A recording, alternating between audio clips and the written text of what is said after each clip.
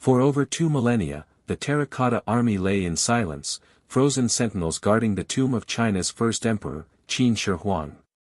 Thousands of life-sized clay warriors stood waiting for instructions that would never be given, their faces inscribed with lifelike detail, their armor and arms looking as if ready to fight.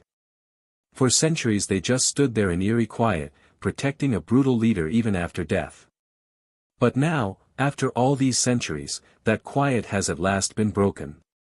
Contemporary specialists, after decades of patient research and sophisticated equipment, have deciphered cryptic, ancient writing inscribed upon the armor, weapons, and even secret portions of the statues themselves.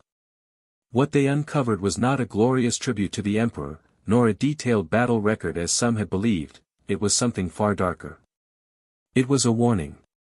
A chilling and cryptic message that has completely altered what we thought we knew about the reign of China's first emperor. What, then, was actually discovered? Join us in this exploration as we uncover the truth behind the decoded inscriptions. If this kind of story touches your heart, if you're someone who cares about truth, responsibility, and speaking up for the voiceless, please like this video, subscribe to our channel Spark Science, and share it with someone who should hear it. Let's get started. For most of history, most archaeologists and historians working on the Terracotta Army were drawn to the glaringly apparent, the sheer size of the army itself.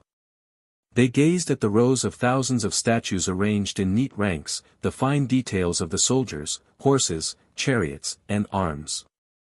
They studied the surrounding tomb of the emperor, viewing the location as one of the greatest ancient engineering wonders. But as attention was riveted on these resplendent details, something infinitely smaller and much less conspicuous started to gain attention over time. Embedded in the sheer ocean of clay soldiers were inscriptions, minute, easily missed marks. These minute markings, scratches, and inscriptions were not positioned in locations where individuals would quickly notice them. They were concealed under the statue's feet, behind armor plates, within empty torsos, or along limb inner sides. Initially, when scientists saw these marks, they downplayed them as insignificant.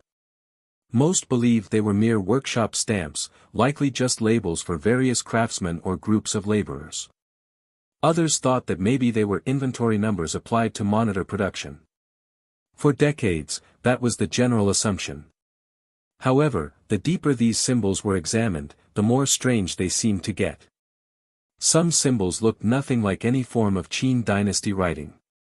Some only appeared once, etched onto one statue and never reappearing on any other. Some symbols were strangely irregular, cut out in locations so obscure that no one could have ever discovered them without disassembling the statue. That alone made them hard to analyze.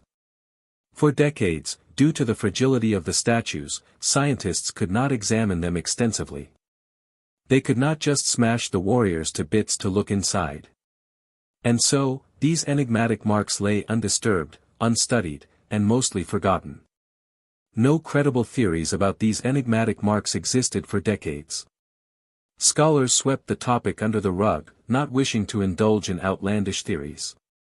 But technology did come to revolutionize everything. With the advent of multispectral imaging, scientists could subject the statues to various forms of illumination. Symbols undetectable by the human eye then materialized, some washed out, others buried beneath the clay. The miracle, though, arrived when artificial intelligence entered the scene. Through machine learning, computers were taught to scan, classify, and compare the symbols against recognized writing systems. The AI uncovered patterns that were not visible to human scholars. It identified connections to Qin dynasty seal script and even older Chinese writing. It categorized symbols by where they appeared, by statue type, pit number, and orientation. Gradually, a bigger pattern became clear. The focus changed from simply cataloging the inscriptions to trying to figure out what they actually meant. And when the first translations arrived, they stunned everyone. These were not ordinary names or sign-offs for a workshop. Some of the inscriptions were intensely personal. Some had emotion. And some were painful. The tone of most was one of fear, even desperation. One of the inscriptions that was repeated and carved in several secret spots read, "Constructed by suffering." It was never inscribed in areas that could be seen but always within the statue, concealed beneath armor plates or inside torsos. Yet another ominous inscription, found within the statue of an officer, stated, "He took my name and burned it in stone." Nobody knew whether this was a figure of speech or the actual scream of a worker who had been erased and enslaved in the service of the emperor. Either, it was not anything like the messages in regular Qin documents. What if these symbols were never intended to be simple workshop notes to begin with? What if they were an integral part of something big, something concealed right under our noses? Whispers among researchers in the 1990s started going around, but nothing official was published. A few linguists and archaeologists exchanged ideas in hushed tones. One of them had the idea that certain symbols had rhythmic repetitions, like chants or ritual words.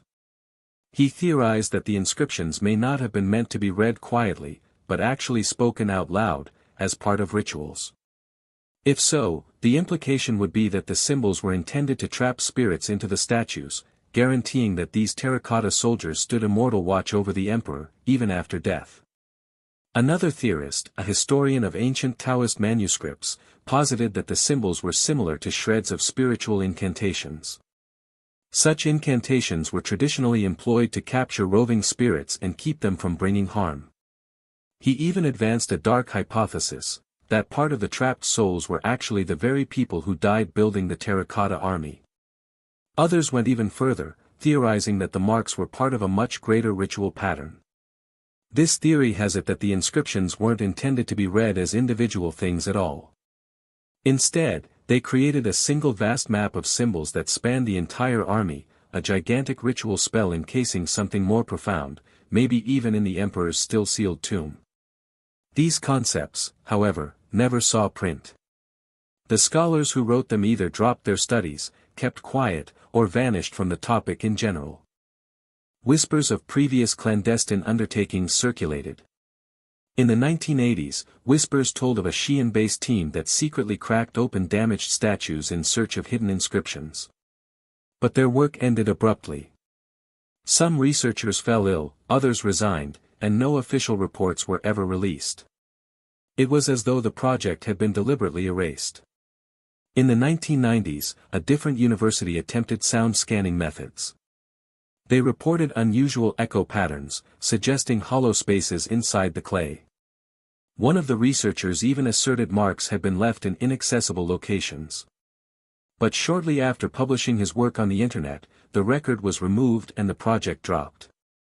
By the early 2000s, a foreign group tried to subject the inscriptions to cryptographic analysis. They assumed that one repeating sequence read, "Buried alive for eternity." They were shortly thereafter deported from China, ostensibly for visa problems. But most thought otherwise. Were these findings being concealed? As more statues were examined, there were no patterns. Troops standing shoulder to shoulder often carried entirely different symbols. Some were covered with intense inscriptions, while others had none. The inconsistency confused scholars. Although some of the markings definitely were part of the Qin seal script and designated workshops or overseers, many others were distorted, wrecked, or unintelligible.